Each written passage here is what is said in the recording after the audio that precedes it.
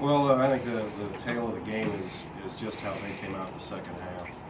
They punched us right in the face. We didn't respond very good. We held them 34% in the second half, and they come out and shoot 52% in the second half. We were only down a couple in rebounds in the second half. We ended up getting beat by 14. So going into the game, as usual with the Coach Henson coach team, it's effort points. It's offensive rebounds. It's creating baskets off their defense, getting the loose balls, getting the foul line, doing those things, and that's what they did. That's what they did in the second half and overtime.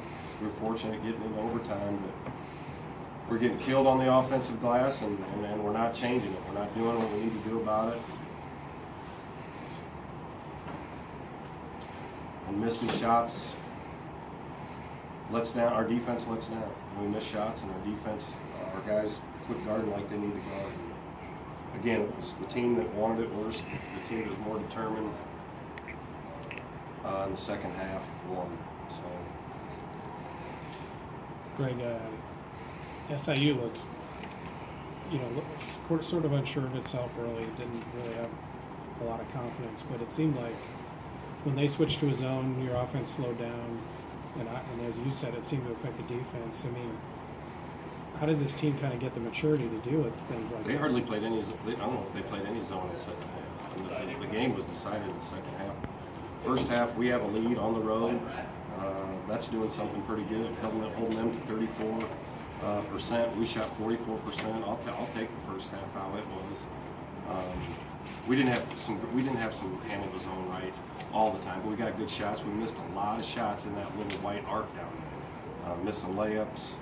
Turnovers, we try to throw alley-oop in transition, turn it over when we got numbers, but it wasn't the first half, it was the second half, and our defensive let down and not keeping them off the glass.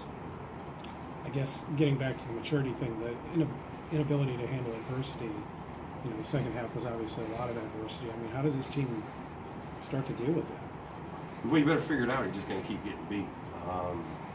Again, you don't have enough timeouts to squash runs. I've had to use one each of the conference games in the second half because the other team's getting a run. 11-1. I don't know what the run was in the second half here, but Wichita and Missouri State both gave up a run in the second half, and it's the guys that started. We got a couple seniors out there that need to hold us together better. Brent needs to be better. Guys that come off the bench have to come off with a sense of urgency instead of worrying about getting a basket. They need to be able to defend somebody. And we didn't do that. We're not doing that, and it's got to change. It's got to change. But the coaching staff has always had them ready. The guys that are scouting, they've always had them ready. We got a great game plan, but none of the assistants are out there guarding. It's the guys. The guys that are wearing the blue uniforms are in there guarding them. They're not getting that done a lot like they need to.